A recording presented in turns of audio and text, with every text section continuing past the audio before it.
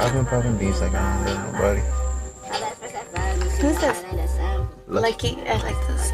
444. Her best friend said fuck me, she know it ain't that. Her best friend said fuck me, she know it ain't that simple. I just found a new, I say that cause I dimples. A good flow I could build off of, so that's all I'm doing right now. If you got any ideas, you could pitch them. As you go, if I hear something in my head, I will definitely turn on the talkback and tell you. Yes. Alright. I just read versioning is a way of creating incompleteness and ongoingness at the same time. The idea of a finished artwork is fiction. The claim of being done is wishful thinking and a bit impatient because that's true. That's so true. And I appreciate that way of speaking is accepted because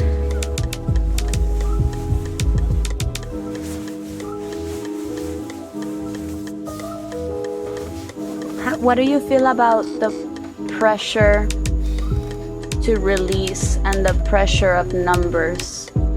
How do you reconcile with that pressure to make money off of this shit? It's a great question, and I like how you brought up numbers, because that could go into a lot of things like outside of music, like age, money, all that, the numbers, right? You feel me? Like, and all that shit could be little minor factors that fuck with people. I feel like I'm at a stage where that's not something that I allow to pressure me, because I still got a ways to go before I can even get to that. You feel me? Mm-hmm. I just let energy, dictate how shit goes for real. You feel me? Because when I try to put my finger on shit, then it's like, it's not really authentic, and I'm like, maybe trying too hard. So I just present myself as me. That's refreshing, because my personal opinion is that most people come here with a strategy. Interesting. Yeah, everybody has a strategy. Do you balance a strategy with your own, genuineness, or is there no strategy? Everybody has a strategy, because everybody wants to ascend, in life. If we want to do something new, we want to get to new heights, we have to have a strategy, right? So everybody has a strategy. We never decided.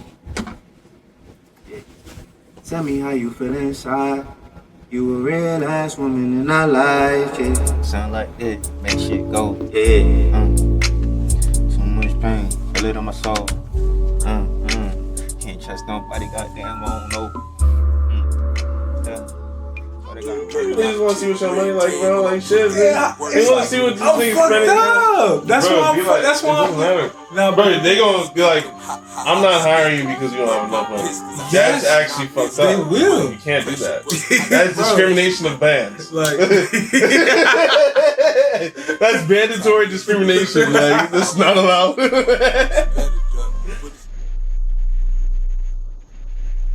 but it is commentary. It is like, it's like life commentary. Like, you feel me? Like, and I think she really is making the case for humanity, like, more than anything, and like the necessary acknowledgement of your grief, like your grief and the darkness that I think is inevitable about your existence. Black, white, Latin, Asian.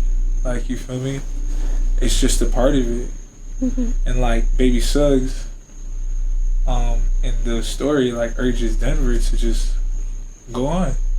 Like, you feel me? Like, and she does. She's scared. She doesn't know what's gonna happen.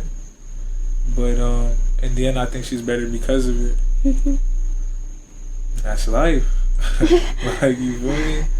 Like, I think right now, like, we're lacking a lot in that sense. I think because we know so much, like, we're able to guess, we're able to look it up, watch a YouTube video, distract like ourselves from this, what were you calling it, this limerence or this limbo, that beloved existence. We're always able to disengage with that. We're able to disassociate with it. I'm able to go on the toilet and play Clash Royale for a few minutes, like rather than like actually engaging with like that part of myself, like having to engage with my beloved, like you feel me, like which is real. Not saying that like there are times where you need to separate and disassociate, but like how does that shape you when you never have to acknowledge your beloved? But then at the same time, like you could lose yourself to this beloved as well. So it's like It's the responsibility of boundaries and balance within yourself as well. exactly. And so Denver doesn't feel slavery. She doesn't, like, she does. She feels it a lot. But like particularly, she's a generation removed. She lives in a position of privilege. Like, but albeit she's in a space of privilege, the impact like pervasive now, like in her psyche. Like she's afraid. She's afraid. She's recluse. She's alone. She has no community. She's been shunned. She's afraid of her mom. This is by her mom's doing. Like, you feel me? This is her mom. This is the only person she has. So what does she do? Beloved returns. Beloved returns and gives her joy, gives her community, gives her sense. But beloved isn't here. She's not here to give. Yeah, like I think like in Denver's case, like she's so afraid to like do anything. And like, yeah, I relate. You relate to I relate, Denver. like a lot. Like she's just like scared. She's scared of her mom. She's scared of the world.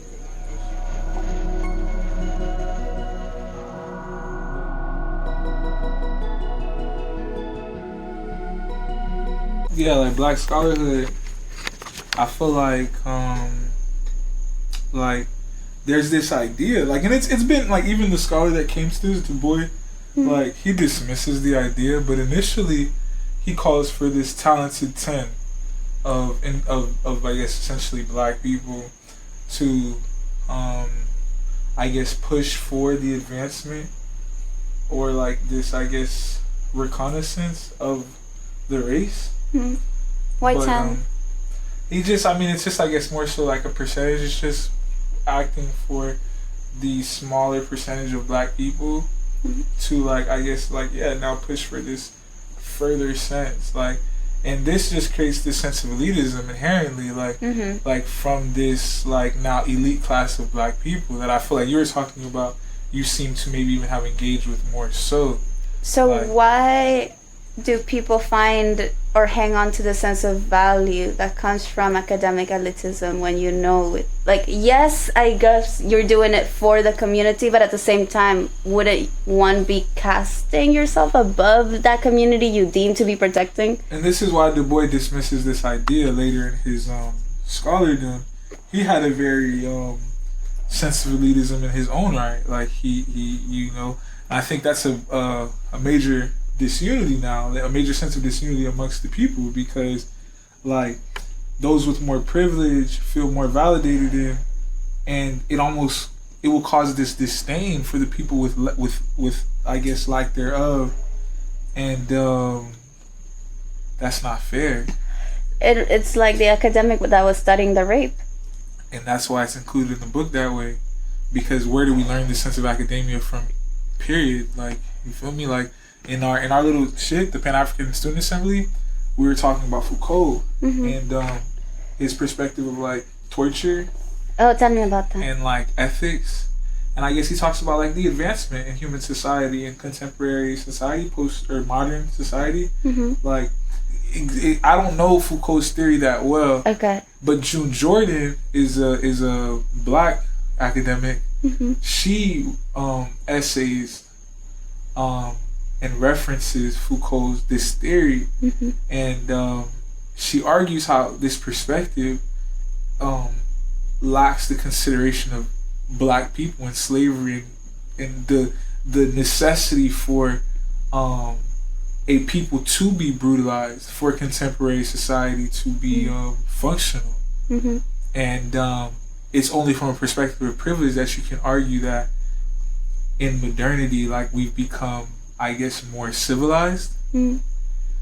So yeah, it's a presentation of like, civilized. And that's what Toni Morrison does a really good job of yeah, like layering this.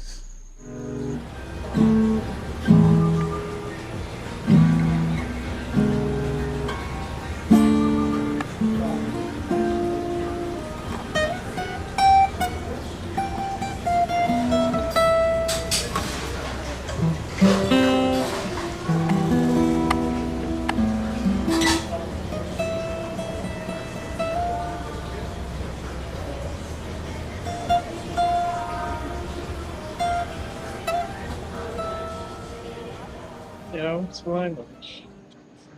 You try to communicate the best way that you can through understanding, because that's the core. Mhm. That's the core.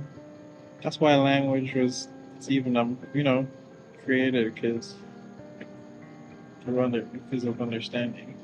We wanted to codify understanding. Right. Because even if you don't say words, as long as they're understanding, you know, there's communication.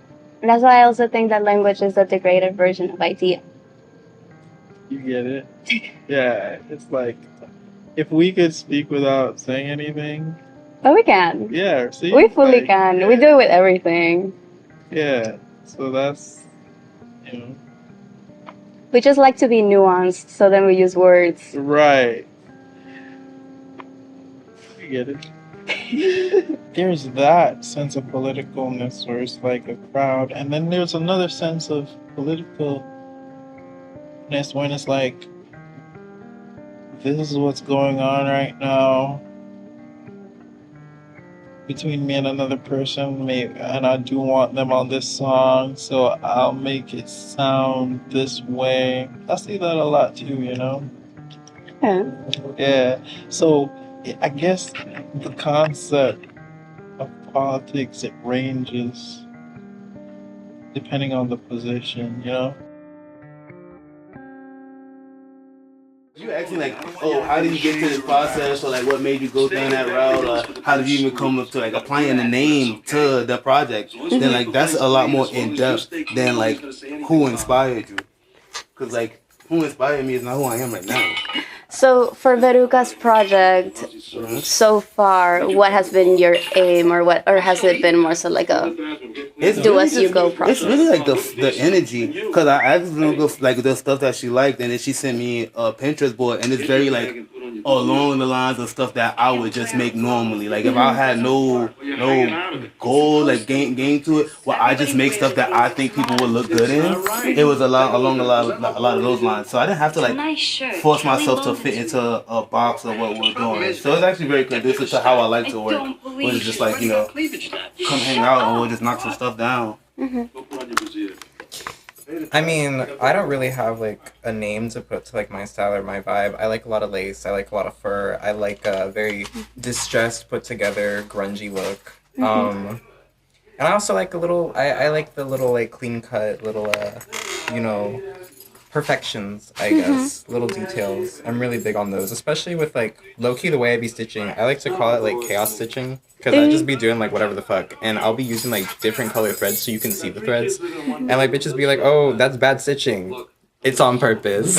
I purposely also left the threads for you because I noticed you like that. Yes, I love loose threads. I love like beaded shit. I love like even like with you like cutting up and like tearing the lace for me and everything. That's very I love that shit. That's very like 90s Margiela, where it's like the exploration of the deconstruction of fashion, or like coming into incomplete pieces of fashion. If you look at like Margiela from like 91 to 98, a bunch of those things were done from like post-war tutorial manuals and stuff like that, because you have like surplus from the army. Like say the war was happening and they made too many socks. Well, you guys get socks. Like that's what the government's gonna give you now. You get surplus socks. But it's cold as fuck and we need sweaters. So I'm gonna teach you how to make sweaters out of your surplus socks. I'll teach you how to make sweaters out of the extra gloves they gave you. And like Mason Margiela, the Mason that was behind at the time, he grew up in a post-war era. So like he took a lot of influence from that. And like those garments were perfect for a function, but not like perfect for like desire eye. He liked to explore the idea of the deconstruction of fashion that way. Because fashion has a lot of different elements to it beyond like the aesthetic. Fashion in itself is the most functional art form. Because like it has to function for it to be a thing at all. Because fashion in itself is to cover. So like if you can't perform it that way, then you can't take it to the next wave. Was Margiela able to make the distress functional? Like Yeah, for sure. Okay. Yeah, so many. My first large scale construction piece was reconstructing the sock sweater. And I took pictures of it in New York. That's what they're called. Two-story apartment buildings featuring cheap rent and fancy names that promise the good life but never deliver. This is one of my favorites. I don't know if it's good. Get back to New York.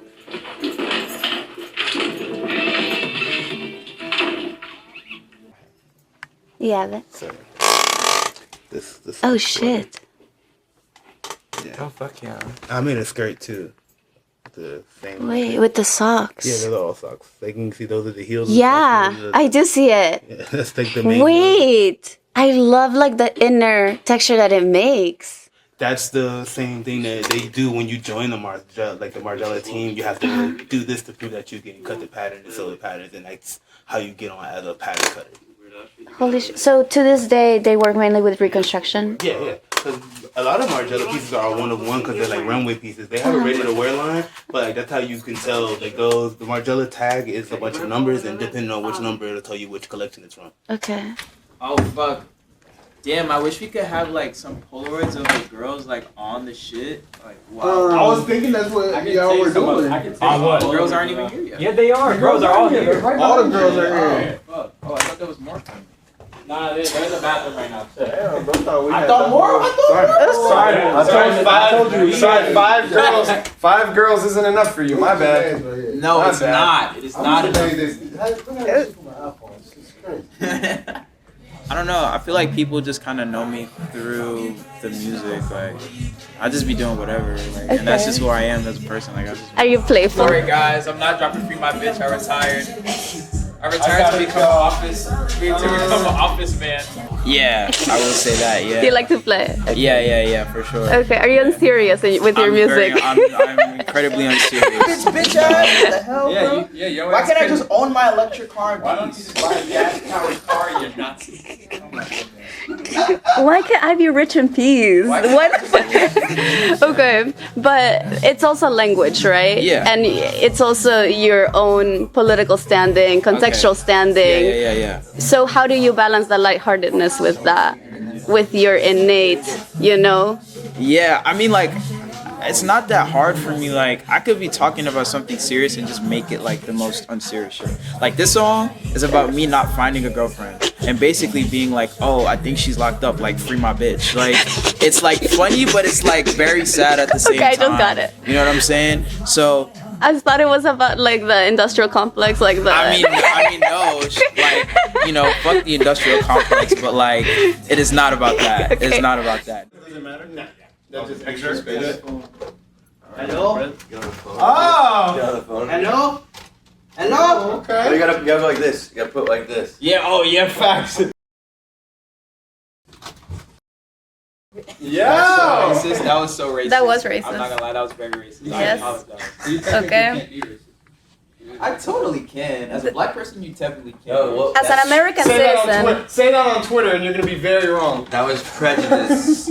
That was prejudice, not racism. Racism can really only be done by white people. Yeah. That's how I got put down. I did a whole article. Really? No, that's how I got put down a long time ago. This girl told me straight up, and I didn't even argue with her. She said, only you can be racist. And I said, me? It depends. No, it's true. If you go look up what racism is, it's a. We made it! That's what? That's it. It's a system.